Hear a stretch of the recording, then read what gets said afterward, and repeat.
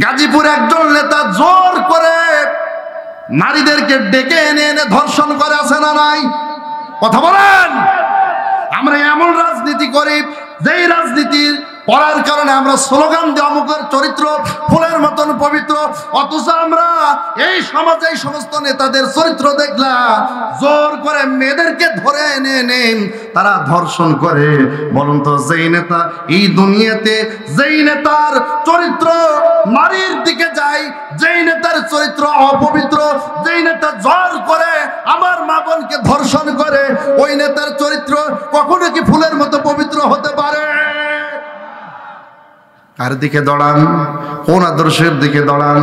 কোন চরিত্রের দিকে দৌড়ান? কোন দলের দিকে দৌড়ান? যেই দল আপনার নামাজের দিকে ডাকে না, যেই দল আপনাকে রোজার কথা বলে না, যেই দল আপনার পরকালের কথা স্মরণ করে দেয় না, যেই দল করলে একজন নারী নিষ্পাপ থাকে না, যেই দল করলে একজন মা তার থেকে নিরাপদ থাকে না, ওই দল কোন মুসলমান করতে পারে না। অনেক সময় আমরা স্লোগান দিই অমুক নেতার চরিত্র ফুলের মতো পবিত্র, আছে না নাই? কথা বলেন না কে? অমুক নেতার চরিত্র ফুলের মতো, নামাজ পড়ে না এক ওয়াক্ত, সুযোগ পাইলে গাঞ্জায় টান দেয় 5 ওয়াক্ত, এরকম মানুষ আমাদের সমাজে আছে না?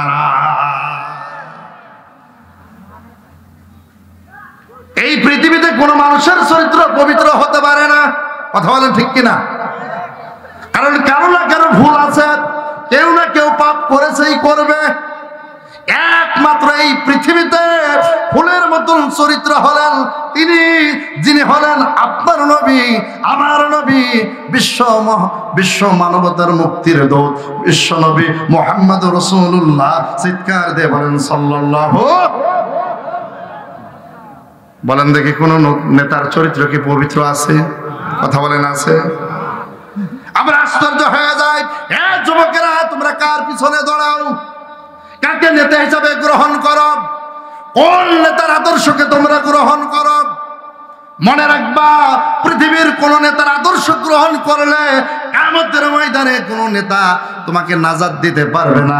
একজন মানুষের আদর্শ গ্রহণ করলে সে কিয়ামতের ময়দানে সুপারিশ করবেন, তিনি হলেন আপনার আমার নবী মুহাম্মদুর রাসূলুল্লাহ।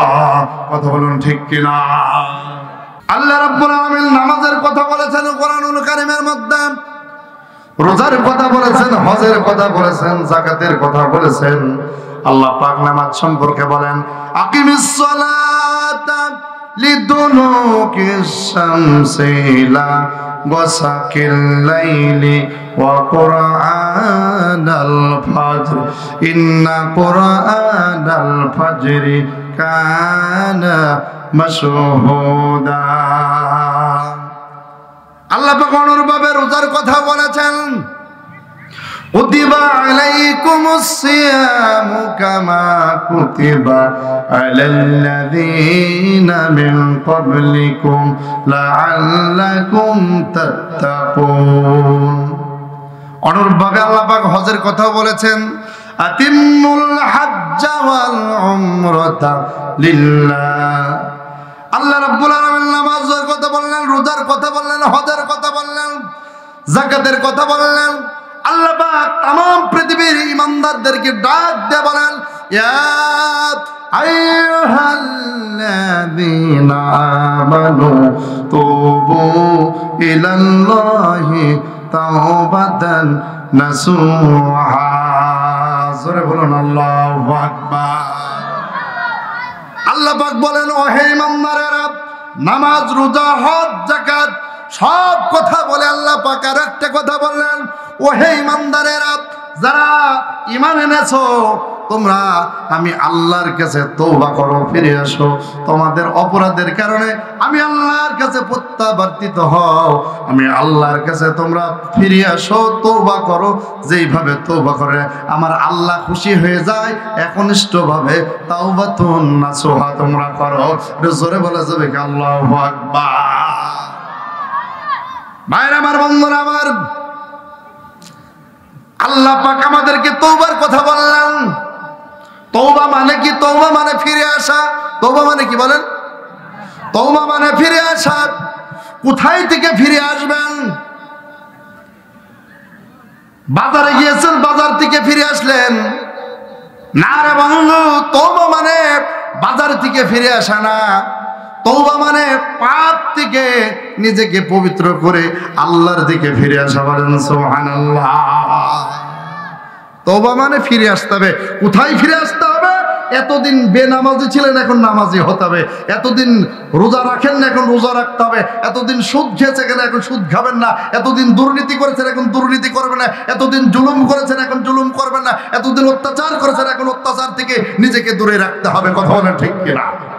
এর নাম হলো ফিরে আসা।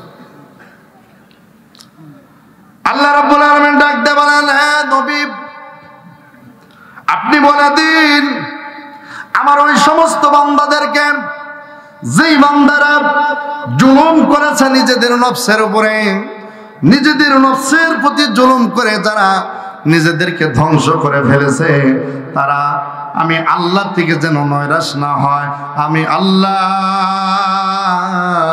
তাদের জীবনের গুনাহ ক্ষতিগুলোকে ক্ষমা করে দেব। এটা জোরে বলা যাবে কি সুবহানাল্লাহ? ভাইরা আমার, বন্ধুরা আমার, বলুন তো আমাদের পাপ আছে না নাই? কথা বলেন আছে না নাই?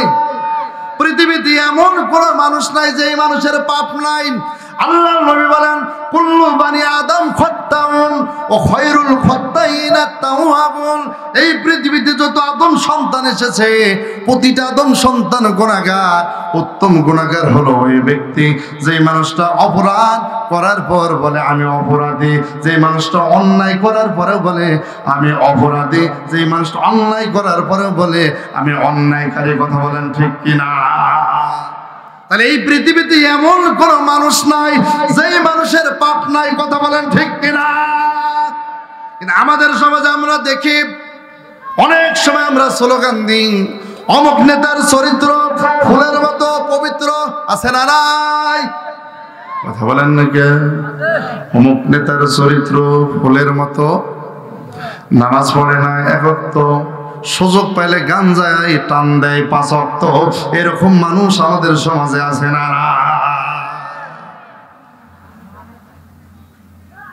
এই পৃথিবীতে কোন মানুষের চরিত্র পবিত্র হতে পারে না। কথা বলেন ঠিক কিনা?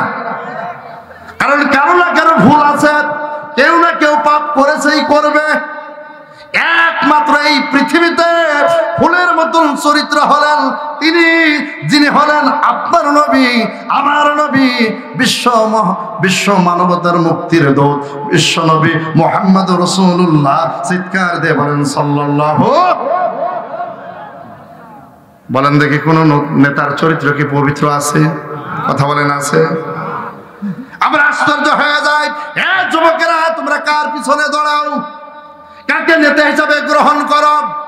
কোন নেতার আদর্শকে তোমরা গ্রহণ করো?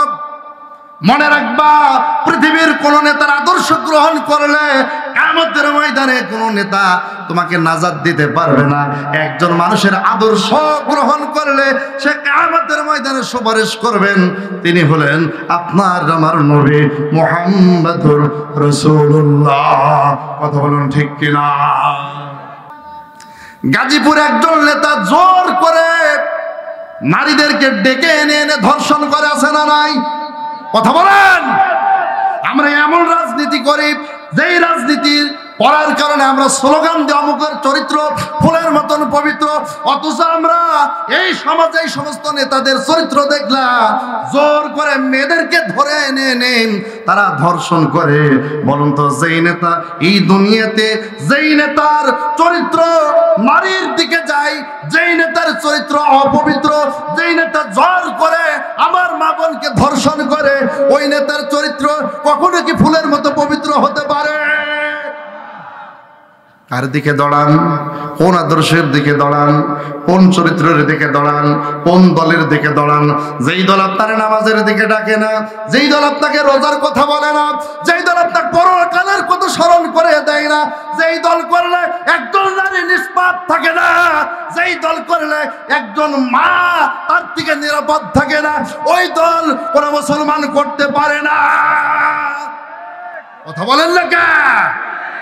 বরং ওই দল করতে হবে যেই দল করলে মানুষকে আল্লাহওয়ালা বানায়, যেই দল করলে পরকালমুখী হয়, যেই দল করলে মানুষের চরিত্র ঠিক থাকে, যেই দল করলে একজন মা তার সম্মানের আসনে বসে, যেই দল করলে একজন মা তার ইজ্জত নিয়ে ঘরে ফিরে যেতে পারে, এই দল প্রতিটা মুসলমানের উপরে পড়া ফরজ। কথা বলেন ঠিক কিনা? ঠিক না?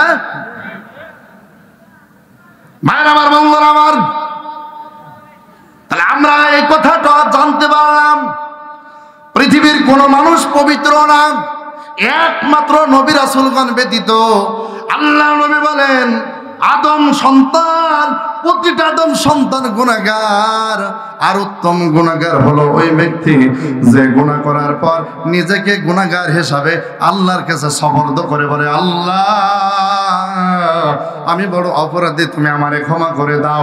আল্লাহ আমি বড় গুনাহগার, তুমি আমারে ক্ষমা করে দাও। এই মানুষটা সবচাইতে উত্তম বান্দা। কথা বলুন ঠিক কিনা? আল্লাহ রাব্বুল আলামিন বলেন ইন্নাল্লাহা ইউহিব্বুত তাওয়াবিনা ইউহিব্বুল মুতাতাহহিরিন। আল্লাহ পাক বলেন নিঃসন্দেহে আল্লাহ রাব্বুল আলামিন যারা তওবা করে তাদের কি বেশি ভালোবাসেন। যারা তওবা করে তাদেরকে আল্লাহ বেশি ভালোবাসেন। মায়ের আবার এখন বলেন তওবার প্রয়োজন আছে না নাই? তওবা মানে ফিরে আসা, তওবা মানে ফিরে আসা। কোথায় থেকে ফিরে আসবেন? চুরি, ডাকাতি, রাহাজারি, দুর্নীতি, অন্যায়, অবিচার, জুলুম, অত্যাচার সব থেকে ফিরে এসে এখন আল্লাহমুখী হয়ে যেতে হবে। এর নাম হলো তওবা। এখন তওবা করলেই কি আমার আল্লাহ জীবনের সব গুনাহ মাফ করে দেবেন? এ বন্ধু, তওবা করলে আল্লাহ পাক সব গুনাহ মাফ করে দেবেন। তবে তওবা শুধু মৌখিকভাবে করলে হবে না, বরং তওবা করার জন্য 3টা শর্ত রয়েছে। এটা আওয়াজ করে বলুন তো, তওবার জন্য শর্ত কয়টা? আর আওয়াজ করে বলেন তওবার শর্ত কয়টি? 3টি। 1 নম্বর শর্ত হলো অপরাধগুলো স্বীকার করা। অপরাধগুলি, আওয়াজ করে বলেন, অপরাধগুলি স্বীকার করা। কার কাছে স্বীকার করবেন? না রে বন্ধু, আল্লাহর কাছে স্বীকার করলে হবে না। অপরাধ যার কাছে করেছে তার কাছে স্বীকার করতে হবে। তার মানে হলো হক 2 প্রকার। একটা হলো হকুল্লাহ, আর একটা হলো হকুল ইবাদ। একটা হলো আল্লাহর হক, একটা হলো মানুষের হক। একটা হলো আল্লাহর হক, একটা হলো বান্দার হক। আল্লাহর হক যদি বান্দা নষ্ট করে আল্লাহর কাছে স্বীকার করবে, বান্দার হক যদি বান্দা নষ্ট করে বান্দার কাছে স্বীকার করবে। কথা বলুন ঠিক কিনা? তওবার জন্য শর্ত কয়টা ভাই? এই আওয়াজ করে বলেন তওবার জন্য শর্ত কয়টা? 3টা। 1 নম্বর অপরাধ, আওয়াজ করে বলেন 1 নম্বর অপরাধ স্বীকার করা। কার কাছে স্বীকার করবে? অপরাধ যার কাছে করেছে তার কাছে অপরাধটা স্বীকার করতে হবে।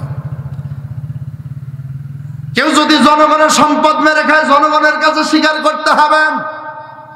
কথা বলেন ঠিক কিনা? কেউ যদি জনগণের অধিকার নষ্ট করে জনগণের কাছে যে বলতে হবে, ও ভাই তোমাদের অধিকার নষ্ট করেছি, তুমি ক্ষমা করে দাও। যদি জনগণের কাছে ক্ষমা চায় আর জনগণ যদি ক্ষমা করে দেয় তাহলে ওই মানুষটা ক্ষমা পাবে। আর যদি জনগণ বলে না, তুমি আমাদের অধিকার নষ্ট করেছ, তুমি আমাদের স্বাধীনতা নষ্ট করেছ, তুমি আমাদের হক নষ্ট করেছ, বলুন তো ও তাহাজ্জুদের নামাজ পড়েও তওবা করলে আল্লাহর দরবারে কি কবুল হবে ভাই? হবে?